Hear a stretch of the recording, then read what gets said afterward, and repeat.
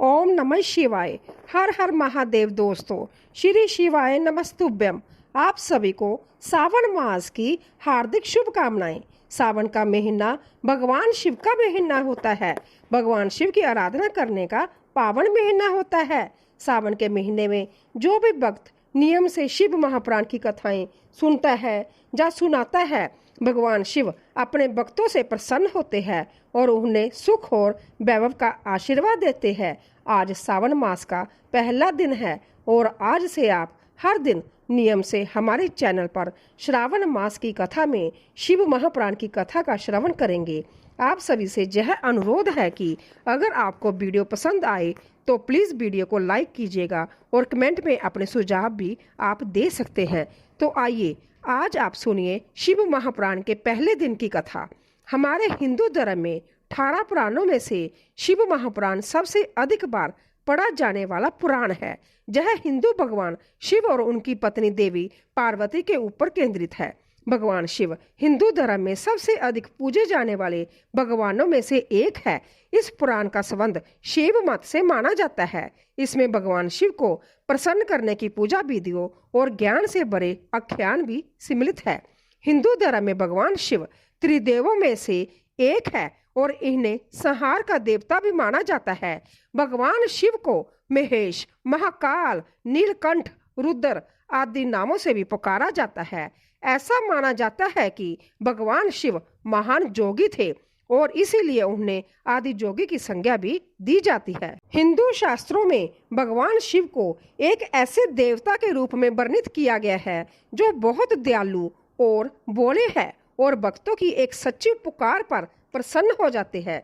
जब भगवान शिव क्रोध में आते हैं तो सारी सृष्टि कांपने लगती है। भगवान शिव की महिमा का गुणगान कई प्राचीन भारतीय ग्रंथों में देखने को मिलता है, लेकिन शिव महापुराण में उनके जीवन पर गहराई से प्रकाश डाला गया है। शिव महापुराण में उनके जीवन, विवाह, संतान, रहन सहन आदि के बारे में विस्तार से बताया गया है। शिव पुराण में 6 खंड और 24,000 श्लोक है। इसके खंडों के नाम इस प्रकार है: विद्वेश्वर संहिता, रुद्र संहिता, कोटि रुद्र संहिता, उमा संहिता, कैलाश संहिता और वाजु संहिता। शिव महापुराण के पाठ में भगवान शिव की पूजा और उनका जल अभिषेक और ओम नमः शिवाय मंत्र का विशेष महत्व बताया गया है। इसे करने से व्यक्ति को कई परेशानियों से मुक्ति मिलती है और शिव महापुराण के पाठ को करने से भगवान शिव प्रसन्न होते हैं और इस जीवन मरण के चक्कर से भी मुक्ति मिल जाती है। इस पुराण का पाठ करना आपको मानसिक और शारीरिक शांति प्रदान करता है। तो आइए अब सुनते हैं शिव महापुराण के महात्म्य। पहला अध्याय, सूत जी द्वारा शिव पुराण की महिमा का वर्णन। श्री शौनक जी ने पूछा, महाज्ञानी सूत जी, आप संपूर्ण सिद्धांतों के ज्ञाता हैं, कृपया मुझसे पुराणों के सार का वर्णन करें। ज्ञान और वैराग्य सहित भक्ति से प्राप्त विवेक की बुद्धि कैसी होती है तथा साधु पुरुष कैसे अपने काम, क्रोध आदि विकारों का निवारण करते हैं। इस कलयुग में सभी जीव आसुरी स्वभाव के हो गए हैं। अंत्य कृपा करके मुझे ऐसा साधन बताइए जो कल्याणकारी एवं मंगलकारी हो तथा पवित्रता लिए हो। प्रभु, वह ऐसा साधन हो जिससे मनुष्य की शुद्धि हो जाए और उस निर्मल हृदय वाले पुरुष को सदैव के लिए शिव की प्राप्ति हो जाए। श्री सूत जी ने उत्तर दिया, शौनक जी, आप धन्य है क्योंकि आपके मन में पुराण कथा को सुनने के लिए अपार प्रेम व लालसा है। इसीलिए मैं तुम्हें परम उत्तम शास्त्र की कथा सुनाता हूँ। बस संपूर्ण सिद्धांत से संपन्न भक्ति को बढ़ाने वाला तथा शिवजी को संतुष्ट करने वाला अमृत के समान दिव्य शास्त्र है शिव पुराण। इसका पूर्व काल में शिवजी ने ही प्रवचन किया था। गुरुदेव व्यास ने सनातन कुमार मुनि का उपदेश पाकर आदर पूर्वक इस पुराण की रचना की है। यह पुराण कलयुग में मनुष्य के हित का परम साधन है। शिव पुराण परम उत्तम शास्त्र है। इस पृथ्वी लोक में सभी मनुष्य को भगवान शिव के विशाल स्वरूप को समझना चाहिए। इसे पढ़ना एवं सुनना सर्व साधन है। यह मनोवांछित फलों को देने वाला है। इससे मनुष्य निष्पाप हो जाता है तथा इस लोक में सभी सुखों का उपभोग करके अंत में शिव लोक को प्राप्त करता है। शिव पुराण में 24,000 श्लोक है, जिसमें 7 संहिताएं हैं। शिव पुराण परम ब्रह्मा परमात्मा के समान गति प्रदान करने वाला है। मनुष्य को पूरी भक्ति एवं संयम पूर्वक इसे सुनना चाहिए। जो मनुष्य प्रेम पूर्वक नित्य इसको बांचता है या इसका पाठ करता है, वह निसंदेह पुण्य आत्मा है। भगवान शिव उस विद्वान पुरुष पर प्रसन्न होकर उसे अपना दान प्रदान करते हैं। प्रतिदिन आदर पूर्वक शिव पुराण का पूजन करने वाले मनुष्य संसार में संपूर्ण भोगों को भोग कर भगवान शिव के पद को प्राप्त करते हैं। वह सदा सुखी रहते हैं। शिव पुराण में भगवान शिव का सर्वस्व है। इस लोक और परलोक में सुख की प्राप्ति के लिए आदर पूर्वक इसका सेवन करना चाहिए। यह निर्मल शिव पुराण धर्म, अर्थ, काम और मोक्ष रूप चारों पुरुषार्थों को देने वाला है। अंत्य सदा प्रेम पूर्वक इसे सुनना एवं पढ़ना चाहिए। दूसरा अध्याय, देवराज को शिवलोक की प्राप्ति, चंचुला का संसार से वैराग्य। श्री शौनक जी ने कहा, आप धन्य हैं सूत जी, आप परमार्थ तत्व के ज्ञाता हैं। आपने हम पर कृपा करके हमें यह अवैधुत और दिव्य कथा सुनाई है। भूतल पर इस कथा के समान कल्याण का और कोई साधन नहीं है। आपकी कृपा से यह बात हमने समझ ली है। सूत जी, इस कथा के द्वारा कौन से पापी शुद्ध होते हैं, उन्हें कृपा पूर्वक बताकर इस जगत को तीर्थार्थ कीजिए। सूत जी बोले, मुने, जो मनुष्य पाप, दुराचार तथा काम, क्रोध, मद, लोभ में निरंतर डूबे रहते हैं, वे भी शिव पुराण पढ़ने अथवा सुनने से शुद्ध हो जाते हैं तथा उनके पापों का पूर्णतः नाश हो जाता है। इस विषय में मैं तुम्हें एक कथा सुनाता हूँ। देवराज ब्राह्मण की कथा। बहुत पहले की बात है कि रातों के नगर में देवराज नाम का एक ब्राह्मण रहता था। वह ज्ञान में दुर्बल, गरीब, रस बेचने वाला तथा वैदिक धर्म से विमुख था। वह स्नान संध्या नहीं करता था तथा उसमें वेश्यावृत्ति बढ़ती ही जा रही थी। वह भक्तों को ठगता था। उसने अनेक मनुष्यों को मारकर उनका सबका धन हड़प लिया था। उस पापी ने थोड़ा सा भी धन कर्म के काम में नहीं लगाया था। वह वेश्यागामी तथा आचार भ्रष्ट था। एक दिन वह घूमता हुआ देवयोग से प्रतिष्ठा अनुसार जूसी प्रयाग जा पहुंचा। वहां उसने एक शिवालय देखा जहां बहुत से साधु महात्मा एकत्रित हुए थे। देवराज वहीं ठहर गया। वहां रात में उसे ज्वर आ गया और उसे बड़ी पीड़ा होने लगी। वहीं पर एक ब्राह्मण देवता शिव पुराण की कथा सुना रहे थे। ज्वर में पड़ा देवराज भी ब्राह्मण के मुख से शिव कथा को निरंतर सुनता रहता था। 1 मास बाद देवराज ज्वर से पीड़ित अवस्था में चल बसा। जमराज के दूत उसे बांधकर जमपुरी ले गए। तभी वहां शिवलोक से भगवान शिव के पार्षदगण आ गए। वह कर्पूर के समान उज्जवल थे। उनके हाथ में त्रिशूल, संपूर्ण शरीर पर बसम और गले में रुद्राक्ष की माला उनके शरीर की शोभा बढ़ा रही थी। उन्होंने जमराज के दूतों को मार पीट कर देवराज को जमदूतों के चुंगल से छुड़ा लिया और वह उसे अपने अवैधूत विमान में बिठाकर जब कैलाश पर्वत पर ले जाने लगे तो जमपुरी में ओहलाल मच गया, जिसे सुनकर जमराज अपने भवन से बाहर आए। साक्षात रुद्रों के समान प्रतीत होने वाले इन दूतों का धर्मराज ने विधि पूर्वक पूजन कर ज्ञान दृष्टि से सारा मामला जान लिया। उन्होंने ब्याह के कारण भगवान शिव के दूतों से कोई बात नहीं पूछी। तत्पश्चात शिवदूत देवराज को लेकर कैलाश चले गए और वहां पहुंचकर उन्होंने ब्राह्मण को करुणा अवतार भगवान शिव के हाथों में सौंप दिया। शौनक जी ने कहा, महाभाग सूत जी, आप सर्वज्ञ हैं। आपके कृपा प्रसाद से मैं कृतार्थ हुआ। इस इतिहास को सुनकर मेरा मन आनंदित हो गया है। अंत्य भगवान शिव में प्रेम बढ़ाने वाली दूसरी कथा भी कहिए। तीसरा अध्याय, विंदुक ब्राह्मण की कथा।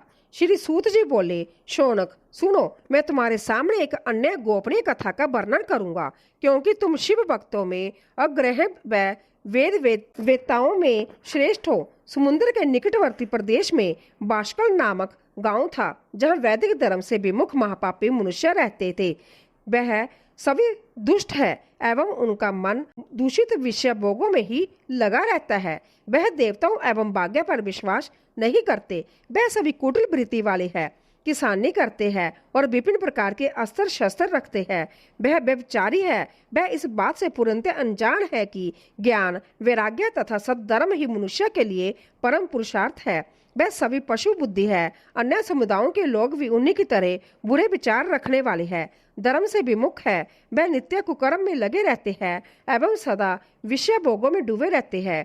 वहाँ की स्त्रियां भी बुरे स्वभाव की, स्वेच्छाचारिणी, पाप में डूबी, कुटिल सोच वाली और व्यभिचारिणी है। वह सभी सद्व्यवहार तथा सदाचार से सर्वथा शून्य है। वहाँ सिर्फ दुष्टों का निवास है। वाशकल नामक गांव में विंदुक नाम का एक ब्राह्मण रहता था। वह अधर्मी, दुरात्मा एवं महापापी था। उसकी स्त्री बहुत सुंदर थी। उसका नाम चंचला था। वह सदा उत्तम धर्म का पालन करती थी, परंतु विंदुक वेश्यागामी था। इस तरह को कर्म करते हुए बहुत समय व्यतीत हो गया। उसकी स्त्री काम से पीड़ित होने पर भी सब धर्म नाश के भय से क्लेश सहकर भी काफी समय तक धर्म भ्रष्ट नहीं हुई, परंतु आगे चलकर वह भी अपने दुराचारी पति के आचरण से प्रभावित होकर दुराचारणी और अपने धर्म से विमुख हो गई। इस तरह दुराचार में डूबे हुए उन पति पत्नी का बहुत सा समय व्यर्थ बीत गया। वेश्यागामी, दूषित बुद्धि वाला वह दुष्ट ब्राह्मण विंदुक समय अनुसार मृत्यु को प्राप्त हो नरक में चला गया। बहुत दिनों तक नरक के दुखों को भोगकर वह मूढ़ बुद्धि पापी विंध्य पर्वत पर भयंकर पिशाच हुआ। इधर उस दुराचारी विंदुक के मर जाने पर वह चंचला नामक स्त्री बहुत समय तक पुत्रों के साथ अपने घर में रहती रही। पति की मृत्यु के बाद वह भी अपने धर्म से गिरकर पर पुरुषों का संग करने लगी थी। सत्य विपत्ति में भी अपने धर्म का पालन करना नहीं छोड़ती। यह तो तप है। तप कठिन तो होता है, लेकिन इसका फल मीठा होता है। विषय इस सत्य को नहीं जानता, इसीलिए वह विषयों के विष फल का स्वाद लेते हुए भोग करता है।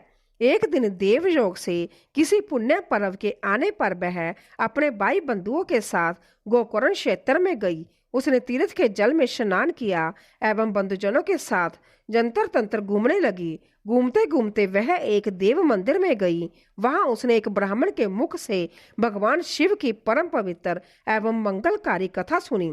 कथावाचक ब्राह्मण कह रहे थे कि जो स्त्रियां व्यभिचार करती है वह मरने के बाद जब जमलोक जाती है तब जमराज के दूत उन्हें तरह तरह से जंतरना देते हैं। वह उसके काम अंगों को तप्त लोह दंडों से दागते हैं।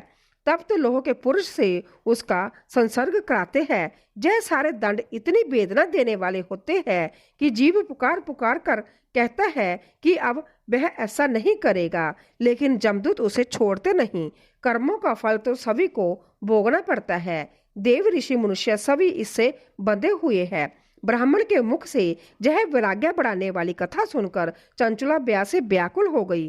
कथा समाप्त होते पर भी सभी लोग वहां से चले गए। तब कथा बांचने वाले ब्राह्मण देवता से चंचला ने कहा, हे ब्राह्मण, धर्म को ना जानने के कारण मेरे द्वारा बहुत बड़ा दुराचार हुआ है। स्वामी, मेरे ऊपर कृपा कर मेरा उद्धार कीजिए। आपके प्रवचन को सुनकर मुझे इस संसार से वैराग्य हो गया है। मुझ चित्त वाली पापनी को धिक्कार है। मैं निंदा के योग्य हूँ। मैं बुरे विषयों में फंसकर अपने धर्म से विमुख हो गई थी। कौन मुझ जैसी कुमार्ग में मन लगाने वाली पापनी का साथ देगा? जब जमदूत मेरे गले में फंदा डालकर मुझे बांधकर ले जाएंगे और नरक में मेरे शरीर के टुकड़े करेंगे, तब मैं कैसे उन महायातनाओं को सहन कर पाऊंगी? मैं सब प्रकार से नष्ट हो गई हूँ, क्योंकि अभी तक मैं हर तरह से पाप में डूबी रही हूँ। हे ब्राह्मण, आप मेरे गुरु हैं, आप ही मेरे माता पिता हैं। मैं आपकी शरण में आई हूँ। मुझ अबला का अब आप ही उद्धार कीजिए। सूत जी कहते हैं, शौनक इस प्रकार विलाप करती हुई चंचला ब्राह्मण देवता के चरणों में गिर पड़ी। तब ब्राह्मण ने उसे कृपा पूर्वक उठाया। चौथा अध्याय। बोले शिव भगवान की जय। चंचला की शिव कथा सुनने में रुचि और शिवलोक गमन। ब्राह्मण बोले, नारी, तुम सौभाग्यशाली हो जो भगवान शंकर की कृपा से तुमने वैराग्यपूर्ण शिव पुराण की कथा सुनकर समय से अपनी गलती का एहसास कर लिया। तुम डरो मत और भगवान शिव की शरण में जाओ। उनकी परम कृपा से तुम्हारे सभी पाप नष्ट हो जाएंगे। मैं तुम्हें भगवान शिव की कथा सहित वह मार्ग बताऊंगा जिसके द्वारा तुम्हें सुख देने वाली उत्तम गति प्रदान होगी। शिव कथा सुनने से तुम्हारी बुद्धि शुद्ध हो गई है और तुम्हें पश्चाताप हुआ है तथा मन में वैराग्य उत्पन्न हुआ है। पश्चाताप ही पाप करने वाले पापियों के लिए सबसे बड़ा प्रायश्चित है। पश्चाताप ही पापों का शोधक है, इससे ही पापों की शुद्धि होती है। सत्पुरुषों के अनुसार पापों की शुद्धि के लिए प्रायश्चित पश्चाताप से ही संपन्न होता है। जो मनुष्य अपने कुकर्म के लिए पश्चाताप नहीं करता वह उत्तम गति प्राप्त नहीं करता, परंतु जिसे अपने कुकृत्य पर हार्दिक पश्चाताप होता है वह अवश्य उत्तम गति का भागीदार होता है, इसमें कोई शक नहीं है। शिव पुराण की कथा सुनने से चित्त की शुद्धि एवं मन निर्मल हो जाता है। शुद्ध चित्त में ही भगवान शिव व पार्वती का वास है। वह शुद्ध आत्मा पुरुष सदा शिव के पद को प्राप्त होता है। इस कथा का श्रवण सभी मनुष्य के लिए कल्याणकारी है। अंत्य इसकी आराधना व सेवा करनी चाहिए। यह कथा भव बंधन रूपी रोग का नाश करने वाली है। भगवान शिव की कथा सुनकर हृदय में उसका मनन करना चाहिए, इससे चित्त की शुद्धि होती है। चित्त शुद्धि होने से ज्ञान और वैराग्य के साथ महेश्वर की भक्ति निश्चय ही प्रकट होती है तथा उनके अनुग्रह से दिव्य मुक्ति प्राप्त होती है। जो मनुष्य माया के प्रति आसक्त है वह इस संसार बंधन से मुक्त नहीं हो पाता। हे ब्राह्मण पत्नी, तुम अन्य विषयों से अपने मन को हटाकर भगवान शंकर की इस परम पावन कथा को सुनो। इससे तुम्हारे चित्त की शुद्धि होगी और तुम्हें मोक्ष की प्राप्ति होगी। जो मनुष्य निर्मल हृदय से भगवान शिव के चरणों का चिंतन करता है उसकी एक ही जन्म में मुक्ति हो जाती है। सूत जी कहते हैं, शौनक, यह कहकर वह ब्राह्मण चुप हो गए। उनका हृदय करुणा से भर गया। वह ध्यान में मगन हो गए। ब्राह्मण का उक्त उपदेश सुनकर चंचला के नेत्रों में आनंद के आंसू छलकाए। वह हर्ष भरे हृदय से ब्राह्मण देवता के चरणों में गिर गई और हाथ जोड़कर बोली, मैं कृतार्थ हो गई। हे ब्राह्मण, शिव भक्तों में मैं श्रेष्ठ। स्वामी, आप धन्य हैं। आप परमार्थदर्शी हैं और सदा परोपकार में लगे रहते हैं। साधो, मैं नरक के समुद्र में गिर रही हूँ। कृपा कर मेरा उद्धार कीजिए। जिस पुराणिक व अमृत के समान सुंदर शिव पुराण कथा की बात आपने की है उसे सुनकर ही मेरे मन में वैराग्य उत्पन्न हुआ है। उस अमृतमयी शिव पुराण कथा को सुनने के लिए मेरे मन में बड़ी श्रद्धा हो रही है। कृपया आप मुझे उसे सुनाइए। सूत जी कहते हैं, शिव पुराण की कथा सुनने की इच्छा मन में लिए हुए चंचला उन ब्राह्मण देवता की सेवा में वही रहने लगी। उस गोकर्ण नामक महाक्षेत्र में उन ब्राह्मण देवता के मुख से चंचला शिव पुराण की भक्ति, ज्ञान और वैराग्य बढ़ाने वाली और मुक्ति देने वाली परम उत्तम कथा सुनकर कृतार्थ हुई। उसका चित्त शुद्ध हो गया। वह अपने हृदय में शिव के सगुण रूप का चिंतन करने लगी। वह सदैव शिव के सचना आनंदमय शुभ रूप का स्मरण करती थी। तत्पश्चात अपना समय पूर्ण होने पर चंचला ने बिना किसी कष्ट के अपना शरीर त्याग दिया। उसे लेने के लिए एक दिव्य विमान वहां पहुंचा। यह विमान शोभा साधनों में सजा था एवं शिव गणों से सुशोभित था। चंचला विमान से शिवपुरी पहुंची। उसके सारे पाप धुल गए। वह दिव्यांगना हो गई। वह गौरांगी देवी मस्तक पर अर्धचंद्र का मुकुट व अन्य दिव्य आभूषण पहने शिवपुरी पहुंची। वहां उसने सनातन देवता त्रिनेत्रधारी महादेव शिव को देखा। सभी देवता उनकी सेवा में भक्ति भाव से उपस्थित थे। उनकी अंग कांति करोड़ों सूर्य के समान प्रकाशित हो रही थी। 5 मुख और हर मुख में 3-3 नेत्र थे। मस्तक पर अर्धचंद्राकार मुकुट शोभामान हो रहा था।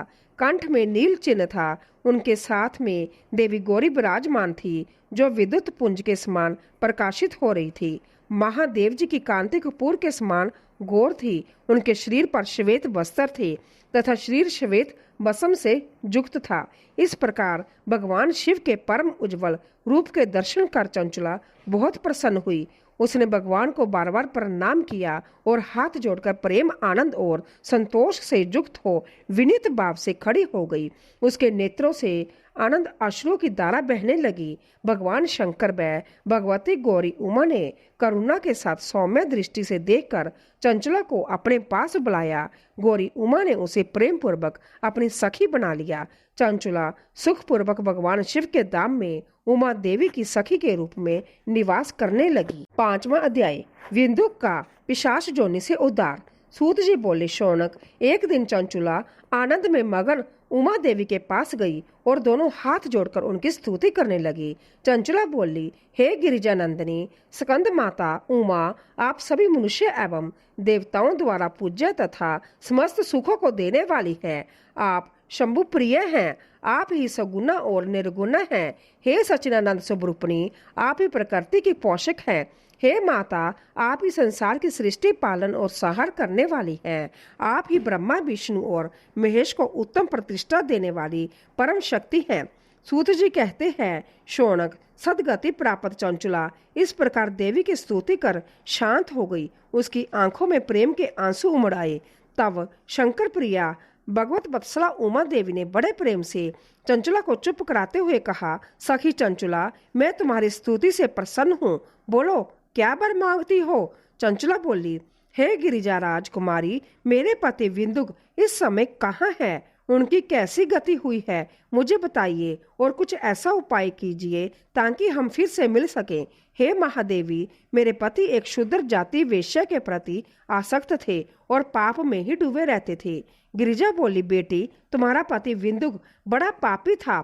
उसका अंत बड़ा भयानक हुआ। वेश्या का उपभोग करने के कारण वह मूर्ख नरक में अनेक वर्षों तक अनेक प्रकार के दुख भोग कर अवशेष पाप को भोगने के लिए विंध्या पर्वत पर पिशाच की जोनी में रह रहा है। वह दुष्ट वहीं वायु पीकर रहता है और सब प्रकार के कष्ट सहता है। सूत जी कहते हैं, शौनक, गौरी देवी की यह बात सुनकर चंचुला अत्यंत दुखी हो गई। फिर मन को किसी तरह स्थिर करती हुई दुखी हृदय से माँ गौरी से उसने एक बार फिर पूछा, हे महादेवी, मुझ पर कृपा कीजिए और मेरे पापी पति का अब उद्धार कर दीजिए। कृपा करके मुझे वह उपाय बताइए जिससे मेरे पति को उत्तम गति प्राप्त हो सके। गौरी देवी ने कहा, यदि तुम्हारा पति विंदुक शिव पुराण की पुण्य में उत्तम कथा सुने तो वह इस दुर्गति को पार करके उत्तम गति का भागी हो सकता है। अमृत के समान मधुर गौरी देवी का यह वचन सुनकर चंचुला ने दोनों हाथ जोड़कर मस्तक झुकाकर उन्हें बारंबार प्रणाम किया तथा प्रार्थना की कि मेरे पति को शिव पुराण सुनाने की व्यवस्था कीजिए। ब्राह्मण पत्नी चंचुला के बार बार प्रार्थना करने पर शिव प्रिया गौरी देवी ने भगवान शिव की महिमा का गान करने वाले गंधर्वराज तुम्बरो को बुलाकर कहा, तुम्बरो, तुम्हारी भगवान शिव में प्रीति है। तुम मेरे मन की सभी बातें जानकर मेरे कार्य को सिद्ध करते हो। तुम मेरी इस सखी के साथ विंध्या पर जाओ। वहाँ एक महाघोर और भयंकर पिशाच रहता है। पूर्व जन्म में वह पिशाच विंदुक नामक ब्राह्मण मेरी इस सखी चंचुला का पति था। वह वेश्यागामी हो गया। उसने स्नान संध्या आदि नित्याकर्म छोड़ दिए। क्रोध के कारण उसकी बुद्धि भ्रष्ट हो गई। दुर्जनों से उसकी मित्रता तथा सज्जनों से द्वेष बढ़ गया था। वह अस्त्र शास्त्र से हिंसा करता, लोगों को सताता और उनके घरों में आग लगा देता था। चंडालों से दोस्ती करता, वह रोज वेश्या के पास जाता था। पत्नी को त्याग कर दुष्ट लोगों से दोस्ती कर उन्हीं के संपर्क में रहता था। वह मृत्यु तक दुराचार में फंसा रहा। मृत्यु के बाद उसे पापियों के भोग स्थान जमपुर ले जाया गया। वहां घोर नरकों को सहकर इस समय वह विंध्या पर्वत पर पिशाच बनकर रह रहा है और पापों का फल भोग रहा है। तुम उसके सामने परम पुण्यामी पापों का नाश करने वाली शिव पुराण की दिव्य कथा का प्रवचन करो। इस कथा को सुनने से उसका हृदय सभी पापों से मुक्त होकर शुद्ध हो जाएगा और वह प्रेत जोनि से मुक्त हो जाएगा। दुर्गति से मुक्त होने पर उस विंदुक नामक पिशाच को विमान पर बिठाकर तुम भगवान शिव के पास ले आना। सूत जी कहते हैं, शौनक, माँ उमा का आदेश पाकर गंधर्वराज तुम्बरो प्रसन्नता पूर्वक अपने भाग्य की सराहना करते हुए चंचला को साथ लेकर विमान से पिशाच के निवास स्थान विंध्या पर्वत पर गया। वहां पहुंचकर उसने उस विकराल आकृति वाले पिशाच को देखा। उसका शरीर विशाल था, उसकी ठोड़ी बड़ी थी। वह कभी हंसता, कभी रोता और कभी उछलता था। महाबली तुम्बरो ने विदुंग नामक पिशाच को पाशों से बांध लिया। उसके पश्चात तुम्बरो ने शिव पुराण की कथा बांचने के लिए स्थान तलाश कर मंडप की रचना की। शीघ्र ही इस बात का पता लोगों को चल गया कि एक पिशाच के उद्धार हेतु देवी पार्वती की आज्ञा से तुम्बरो शिव पुराण की अमृत कथा सुनाने विंध्या पर्वत पर आया है। उस कथा को सुनने के लोभ से बहुत से देवऋषि वहां पहुंच गए। सभी को आदरपूर्वक स्थान दिया गया। पिशाच विंदु को पाशों में बांधकर आसन पर बिठाया गया और तब तुम्बरों ने परम उत्तम शिव पुराण की अमृत कथा का गान शुरू किया। उसने पहली बिंदवेश्वर संहिता से लेकर 7वीं बाजू संहिता तक शिव पुराण की कथा का स्पष्ट वर्णन किया। सातों संहिताओं सहित शिव पुराण को सुनकर सभी श्रोता कृतार्थ हो गए। परम पुण्यमय शिव पुराण को सुनकर पिशाच सभी पापों से मुक्त हो गया और उसने पिशाच शरीर का त्याग कर दिया। शीघ्र ही उसका रूप दिव्य हो गया। उसका शरीर गौर वर्ण का हो गया। शरीर पर श्वेत वस्त्र एवं पुरुषों के आभूषण आ गए। इस प्रकार दिव्य देहधारी होकर विंदुक अपनी पत्नी चंचला के साथ संभ्या भी भगवान शिव का गुणगान करने लगा। उसे इस दिव्य रूप में देखकर सभी को बहुत आश्चर्य हुआ। उसका मन परम आनंद से परिपूर्ण हो गया। सभी भगवान महेश्वर के अवैधुत चरित्र को सुनकर कृतार्थ हो उनका जशोगान करते हुए अपने अपने धाम को चले गए। विंदुक अपनी पत्नी चंचला के साथ विमान में बैठकर शिवपुरी की ओर चल दिया। महेश्वर के गुणों का गान करता हुआ विंदुक अपनी पत्नी चंचुला व तुम्बरों के साथ शीघ्र ही शिवधाम पहुंच गया। भगवान शिव व देवी पार्वती ने उसे अपना पार्षद बना लिया। दोनों पति पत्नी सुखपूर्वक भगवान महेश्वर एवं देवी गौरी के श्री चरणों में अविचल निवास पाकर धन्य हो गए। छठा अध्याय शिव पुराण के श्रवण की विधि। शौनक जी कहते हैं, महाप्राग सूत जी, आप धन्य एवं शिव भक्तों में श्रेष्ठ हैं।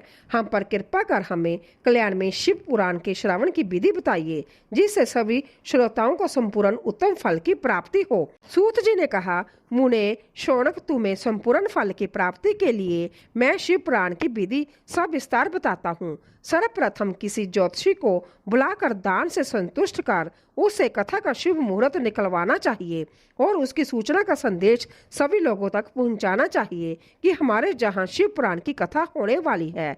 अपने कल्याण की इच्छा रखने वाले को इसे सुनने अवश्य पधारना चाहिए। देश देश में जो भी भगवान शिव के भक्त हो तथा शिव कथा के कीर्तन और श्रवण के उत्सुक हो, उन सभी को आदर पूर्वक बुलाना चाहिए और उनका आदर सत्कार करना चाहिए। शिव पुराण सुनने के लिए मंदिर, तीर्थ, वन प्रांत्य अथवा घर में ही उत्तम स्थान का निर्माण करना चाहिए। केले के खंभों से सुशोभित कथा मंडप तैयार कराएं। उसे सब और फल पुष्प सुंदर चंदोवे से अलंकृत करना चाहिए। चारों कोनों पर ध्वज लगाकर उसे विभिन्न सामग्री से सुशोभित करें। भगवान शंकर के लिए भक्ति पूर्वक दिव्य आसन का निर्माण करना चाहिए तथा कथावाचक के लिए भी दिव्य आसन का निर्माण करना चाहिए। नियम पूर्वक कथा सुनने वालों के लिए भी सुयोग्य आसन की व्यवस्था करे तथा अन्य लोगों के बैठने की भी व्यवस्था करे। कथा बांचने वाले विद्वान के प्रति कभी बुरी भावना न रखे। संसार में जन्म तथा गुणों के कारण बहुत से गुरु होते हैं, परंतु उन सब में प्राणों का ज्ञाता ही परम गुरु माना जाता है। पुराण वेत्ता पवित्र, शांत, साधु, ईर्ष्या पर विजय प्राप्त करने वाला और दयालु होना चाहिए। ऐसे गुणी मनुष्य को इस पुण्यमयी कथा को बांचना चाहिए। सूर्य उदय से 3:30 पहर तक इसे बांचने का उपयुक्त समय है। मध्य काल में 2 घड़ी तक कथा बंद रखनी चाहिए ताकि लोग मल मूत्र का त्याग कर सके। जिस दिन से कथा शुरू हो रही है उससे 1 दिन पहले व्रत ग्रहण करें। कथा के दिनों में प्रांतीय काल का नित्य कर्म संक्षेप में कर लेना चाहिए।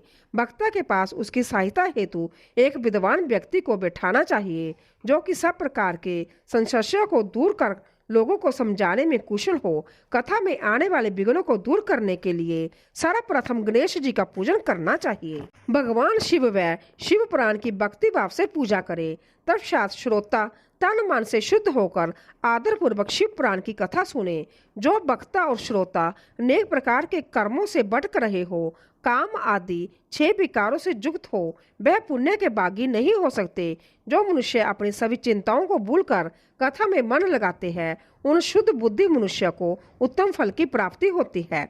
7वां अध्याय श्रोताओं द्वारा पालन किए जाने वाले नियम। सूत जी बोले, शौनक, शिव पुराण सुनने का व्रत लेने वाले पुरुषों के लिए जो नियम है उन्हें भक्ति पूर्वक सुनो। शिव पुराण की पुण्यमयी कथा नियम पूर्वक सुनने से बिना किसी विघ्न बाधा के उत्तम फल की प्राप्ति होती है।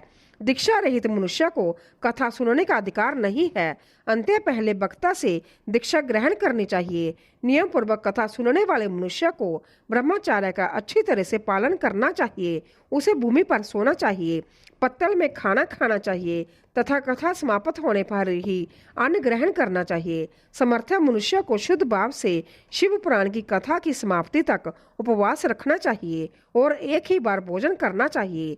गरिष्ठ अन्न, दाल, जल, अन्न, सेम, मसूर तथा बासी अन्न नहीं खाना चाहिए। जिसने कथा का व्रत ले रखा हो उसे प्याज, लहसुन, हींग, गाजर, मादक वस्तु तथा आमिष कही जाने वाली वस्तुओं को त्याग देना चाहिए। ऐसा मनुष्य प्रतिदिन सत्य, शोष, दया, मौन, सरलता, विनय तथा हार्दिक उदारता आदि सद्गुणों को अपनाए तथा साधु संतों की निंदा का त्याग कर नियम पूर्वक कथा सुने। सकाम मनुष्य इस कथा के प्रभाव से अपनी अविष्ट कामना प्राप्त करता है और निष्काम मोक्ष प्राप्त करता है। सभी स्त्री पुरुषों को विधि विधान से शिव पुराण की उत्तम कथा को सुनना चाहिए। महर्षि शिव पुराण की समाप्ति पर श्रोताओं को भक्ति पूर्वक भगवान शिव की पूजा तरह तरह पुराण पुस्तक की पूजा भी करनी चाहिए तथा इसके पश्चात विधि पूर्वक वक्ता का भी पूजन करना चाहिए। पुस्तक को रखने के लिए नया और सुंदर बस्ता बनाए। पुस्तक व वक्ता की पूजा के उपरांत वक्ता की सहायता हेतु बुलाए गए पंडित का भी सत्कार करना चाहिए। कथा में पधारे अन्य ब्राह्मणों को भी अन्न का दान दे।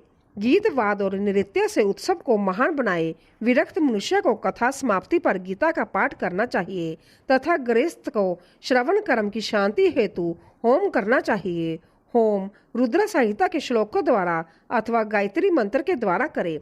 यदि हवन करने में असमर्थ हो तो भक्ति पूर्वक शिव सहस्र नाम का पाठ करें। कथा श्रवण संबंधी व्रत की पूर्णता के लिए शहद से बनी खीर का भोजन 11 ब्राह्मणों को कराकर उन्हें दक्षिणा दे। समृद्ध मनुष्य 3 तोले सोने का एक सुंदर सिंहासन बनाए और उसके ऊपर लिखी अथवा लिखाई हुई शिव पुराण की लिखी पोथी विधि पूर्वक स्थापित करें तथा पूजा करके दक्षिणा चढ़ाएं। फिर आचार्य का वस्त्र, आभूषण एवं गंध से पूजन करके दक्षिणा सहित वह पुस्तक उन्हें भेंट कर दें। शौनक इस पुराण के दान के प्रभाव से भगवान शिव का अनुग्रह पाकर मनुष्य भवबंधन से मुक्त हो जाता है। शिव पुराण को विधि पूर्वक संपन्न करने पर यह संपूर्ण फल देता है तथा भोग और मोक्ष प्रदान करता है। मुने शिव पुराण का सारा महात्म्य जो संपूर्ण फल देने वाला है मैंने तुम्हें सुना दिया है। अब आप और क्या सुनना चाहते हो? श्रीमान शिव पुराण सभी पुराणों के माथे का तिलक है। जो मनुष्य सदा भगवान शिव का ध्यान करते हैं, जिनकी वाणी शिव के गुणों को स्तुति करती है और जिनके दोनों कान उनकी कथा सुनते हैं, उनका जीवन सफल हो जाता है। वे संसार सागर से पार हो जाते हैं। ऐसे लोग इहलोक और परलोक में सदा सुखी रहते हैं। भगवान शिव के सचना आनंदमय स्वरूप का स्पर्श पाकर ही समस्त प्रकार के कष्टों का निवारण हो जाता है। उनकी महिमा जगत के बाहर और भीतर दोनों जगह विद्यमान है। उन अनंत आनंद रूप परम शिव की मैं शरण लेता हूँ।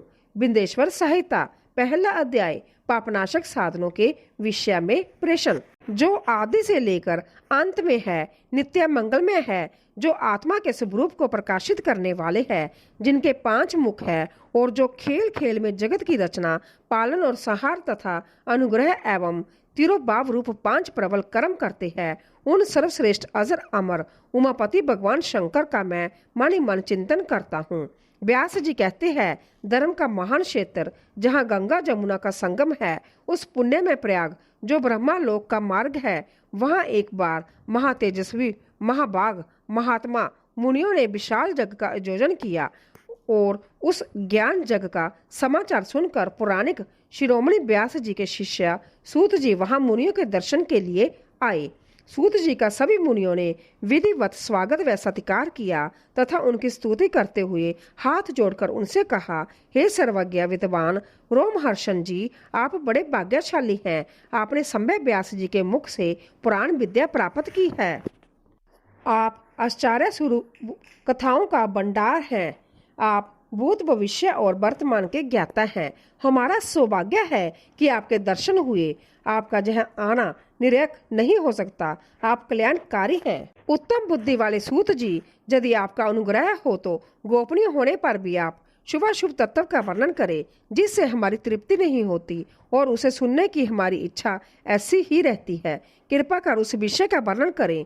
घोर कलयुग आने पर मनुष्य पुण्य कर्म से दूर होकर दुराचार में फंस जाएंगे, दूसरे की बुराई करेंगे, पराई स्त्रियों के प्रति आसक्त होंगे, हिंसा करेंगे, मूर्ख, नास्तिक और पशु बुद्धि हो जाएंगे। सूत जी, कलयुग में वेद प्रतिपादित वर्ण आश्रम व्यवस्था नष्ट हो जाएगी। प्रत्येक वर्ण और आश्रम में रहने वाले अपने अपने धर्मों के आचरण का परित्याग कर विपरीत आचरण करने में सुख प्राप्त करेंगे।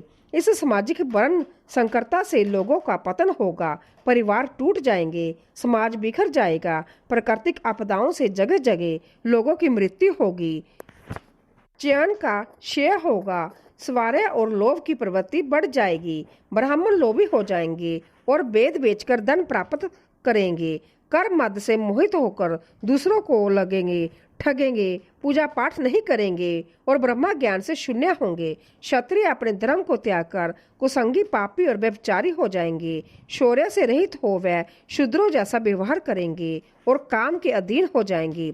वेश्या धर्म से विमुख हो संस्कार भ्रष्ट होकर कुमार्गी, चुन उपार्जन प्रायण होकर नाप तोल में ध्यान लगाएंगे। शूद्र अपना धर्म कर्म छोड़कर अच्छी वेशभूषा से सुशोभित हो व्यर्थ घूमेंगे। वह कुटिल और ईर्ष्यालु होकर अपने धर्म के प्रतिकूल हो जाएंगे। कुकर्मी और वाद विवाद करने वाले होंगे। वह संभय को क्लीन मानकर सभी धर्मों और वर्षों में विवाह करेंगी। स्त्रियां सदाचार से विमुख हो जाएंगी। वह अपने पति का अपमान करेंगी और सास ससुर से लड़ेगी, मलिन भोजन करेगी। उनका शील स्वभाव बहुत बुरा होगा। सूत जी, इस तरह जिनकी बुद्धि नष्ट हो गई है और जिन्होंने अपने धर्म का त्याग कर दिया है, ऐसे लोग लोक परलोक में उत्तम गरीब व उत्तम गति कैसे प्राप्त होंगे? इस चिंता से हम सभी व्याकुल हैं। परोपकार के समान कोई धर्म नहीं है। इस धर्म का पालन करने वाला दूसरों को सुखी करता हुआ संभव भी प्रसन्नता अनुभव करता है। यह भावना यदि निष्काम हो तो कर्ता का हृदय शुद्ध करते हुए उसे परम गति प्रदान करती है। हे महामुने, आप समस्त सिद्धांतों के ज्ञाता हैं। कृपा कर कोई ऐसा उपाय बताइए जिससे इन सब के पापों का तत्काल नाश हो जाए। व्यास जी कहते हैं, उन श्रेष्ठ मुनियों की यह बात सुनकर सूत जी मानी मन परम श्रेष्ठ भगवान शंकर का स्मरण करके उनसे इस प्रकार बोले। दूसरा अध्याय, शिव पुराण का परिचय और महिमा। सूत जी कहते हैं, साधु महात्माओं, आपने बहुत अच्छी बात पूछी है।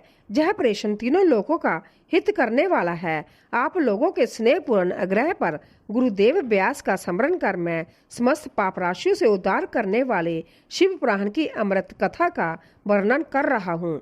यह वेदांत का सार सर्वस्व है। यही परलोक में परमार्थ को देने वाला है तथा दुष्टों का विनाश करने वाला है। इसमें भगवान शिव के उत्तम यश का वर्णन है। धर्म, अर्थ, काम और मोक्ष आदि पुरुषार्थों को देने वाला पुराण अपने प्रभाव की दृष्टि से वृद्धि तथा विस्तार को प्राप्त हो रहा है। शिव पुराण के अध्ययन से कलयुग के सभी पापों में लिप्त जीव उत्तम गति को प्राप्त होंगे। इसके उदय से ही कलयुग का उत्पात शांत हो जाएगा। शिव पुराण को वेद तुल्य माना जाएगा। इसका प्रवचन सर्वप्रथम भगवान शिव ने ही किया था। इस पुराण के 12 खंड जब वेद है। यह 12 संहिताएं हैं। विद्वेश्वर संहिता, रुद्र संहिता, विनायक संहिता, उमा संहिता, सहस्र कोटि रुद्र संहिता, एकादश रुद्र संहिता, कैलाश संहिता, शतरुद्र संहिता, कोटि रुद्र संहिता, माता संहिता, वायव्य संहिता तथा धर्म संहिता। विद्वेश्वर संहिता में 10,000 श्लोक है। रुद्र संहिता, विनायक संहिता, उमा संहिता और मातृ संहिता प्रत्येक में 8-8 हजार श्लोक है। एकादश रुद्र संहिता में 13,000, कैलाश संहिता में 6,000, शतरुद्र संहिता में 3,000, कोटि रुद्र संहिता में 9,000, सहस्र कोटि रुद्र संहिता में 11,000, वायव्य संहिता में 4,000 तथा धर्म संहिता में 12,000 श्लोक है। मूल शिव पुराण में कुल 1,00,000 श्लोक है, परंतु व्यास जी ने इसे 24,000 श्लोकों में संक्षिप्त कर दिया है। पुराणों की क्रम संख्या में शिव पुराण का चौथा स्थान है, जिसमें 7 संहिताएं हैं। पूर्व काल में भगवान शिव ने 100 करोड़ श्लोकों का पुराण ग्रंथ ग्रंथित किया था। सृष्टि के आरंभ में निर्मित यह पुराण साहित्य अधिक प्रसिद्ध था। द्वापर युग में दैत्यायन आदि महर्षियों ने पुराण को 18 भागों में विभाजित कर 4 लाख श्लोकों में इसको संक्षिप्त कर दिया। इसके उपरांत व्यास जी ने 24,000 श्लोकों में इसका प्रतिपादन किया। यह वेद तुल्य पुराण विद्वेश्वर रुद्र संहिता, शतरुद्र संहिता, कोटि रुद्र संहिता, उमा संहिता, कैलाश संहिता और वायव्य संहिता नामक 7 संहिताओं में विभाजित है। यह 7 संहिताओं वाला शिव पुराण वेद के समान प्रामाणिक तथा उत्तम गति प्रदान करने वाला है। इस निर्मल शिव पुराण की रचना भगवान शिव द्वारा की गई है तथा इसको संक्षेप में संकलित करने का श्रेय व्यास जी को जाता है। शिव पुराण सभी जीवों का कल्याण करने वाला, सभी पापों का नाश करने वाला है। यह सत्पुरुषों को कल्याण प्रदान करने वाला है।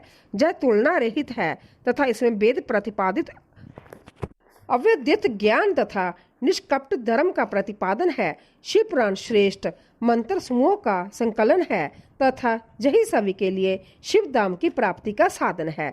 समस्त पुराणों में सर्वश्रेष्ठ शिव पुराण ईर्ष्या रहित अंतःकरण वाले विद्वानों के लिए जानने की वस्तु है। इसमें परमात्मा का गान किया गया है। इस अमृतमय शिव पुराण को आदर से पढ़ने और सुनने वाला मनुष्य भगवान शिव का प्रिय होकर परम गति को प्राप्त कर लेता है। तो भक्तों, ये थी आज की शिव पुराण की पावन कथा। अगर आपको यह कथा पसंद आई हो तो जाने से पहले चैनल को सब्सक्राइब करके बेल आइकॉन को जरूर दबाएं ताकि महादेव की कोई भी कथा आपसे मिस ना हो। कमेंट बॉक्स में अपनी श्रद्धा व्यक्त करते हुए हर हर महादेव अवश्य लिखें और साथ ही हमें यह जरूर बताएं कि आप यह कथा किस देश से सुन रहे हैं। अपने देश का नाम कमेंट में लिखना ना भूले। महादेव आप सभी का कल्याण करे। हर हर महादेव। नमः शिवाय।